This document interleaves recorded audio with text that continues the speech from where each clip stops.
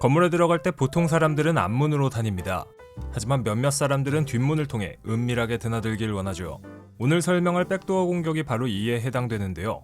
보통의 웹사이트나 서버들은 정문으로 정해진 사람만 드나들 수 있게 만들어뒀지만 사이버 범죄를 일으키는 해커들은 뒷문으로 몰래 들어와 우리의 데이터를 빼가려고 하죠. 과연 이 백도어 공격의 숨은 역사와 재미있는 사실들은 무엇이 있을까요?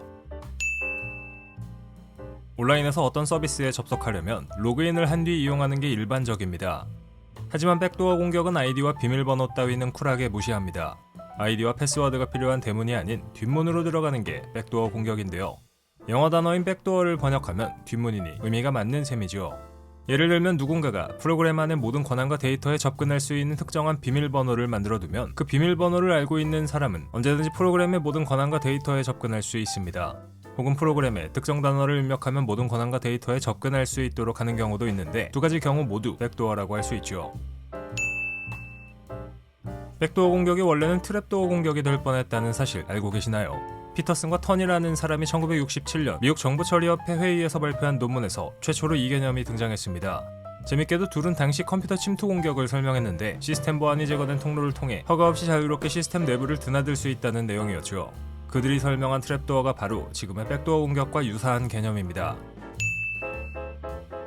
백도어는 시스템이나 소프트웨어를 개발할 때 인위적으로 생성되며 프로그램이 사용되는 도중에도 대부분 유지됩니다. 물론 백도어는 보안이 유지되지만 일부 백도어는 대중에게 유출되어 시스템 접근에 사용될 수 있습니다. 또한 해커들이 공격을 위해 만든 백도어는 대부분 바이러스나 악성 프로그램에 의해 생겨나죠. 그러니까 인터넷에 접속했을 때 아무거나 좋아 보인다고 막 누르면 안 됩니다. 백도어와 비슷한 개념의 단어가 있습니다. 일반적으로 프로그램 내의 뒷문을 백도어라고 부르지만 사용자를 공격하기 위해 인위적으로 만들어진 경우에는 익스플로이트, 즉 취약점이라고 부릅니다. 앞에서 언급한 백도어는 소프트웨어상의 작은 부분이지만 백도어를 하드웨어로 만드는 경우도 있습니다. 1993년 미국의 국가안보국은 전화용 암호화 칩을 개발했는데 이 칩은 평상시에는 모습을 드러내지 않다가 법 집행기관과 정보기관이 필요한 경우에만 전화와 데이터를 감청할 수 있는 기능을 가지고 있었습니다. 이런 하드웨어를 이용한 백도어는 소프트웨어를 이용한 백도어에 비해 제거하기가 더 어려워 은밀하게 누군가를 감시하고자 하는 사람들에 의해 자주 사용됩니다. 얼마 전 미국 정부가 중국의 화웨이에 대해 사용 금지 명령을 내린 것도 이런 이유에서였죠. 해킹의 통로로 사용되는 백도어는 여러 종류가 있지만 그 중에서 눈여겨봐야 할 건 바로 비대칭 백도어와 대칭 백도어입니다. 쉽게 말해 다른 사람들은 사용하지 못하고 백도어를 심은 해커들만 사용할 수 있는 게 비대칭 백도어인데요. 백도어 할아버지가 와도 비대칭 백도어는 절대 사용할 수 없으며 오직 백도어를 심은 공격자만 백도어를 사용할 수 있습니다.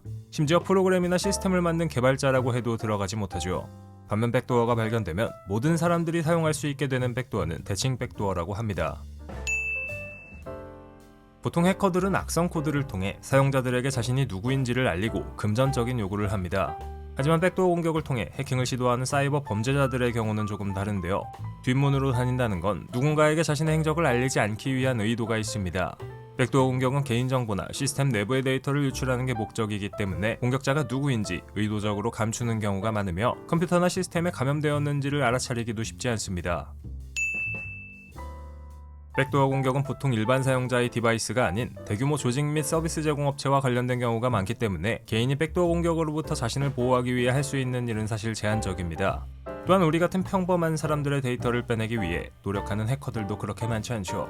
하지만 중요한 데이터를 보유하고 있는 회사와 연관되어 있다면 이야기가 달라집니다. 어떤 기업에서만 보유하고 있는 기술을 해커가 몰래 빼간다고 한다면 그만큼 끔찍한 게 없는데요.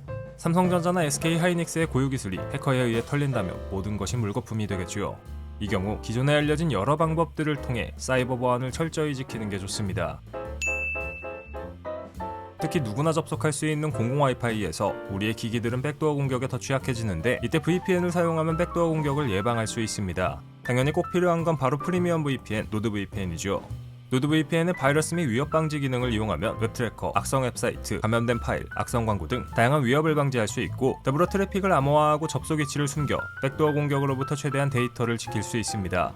배신과 VPN의 역할을 동시에 하는 노드 VPN 쓰기만 한다면 백도어 공격에 대한 근심은 한 그릇 덜어도 됩니다. 고정 댓글에 링크를 누르시면 2년 약정 시 노드 VPN만의 독점적인 할인 혜택에 4달을 무료로 더 이용할 수 있는 딜을 확인해 보실 수 있습니다. 30일 동안 걱정 없이 환불되는 보장 정책으로 부담 없이 이용할 수 있는 건 덤이죠.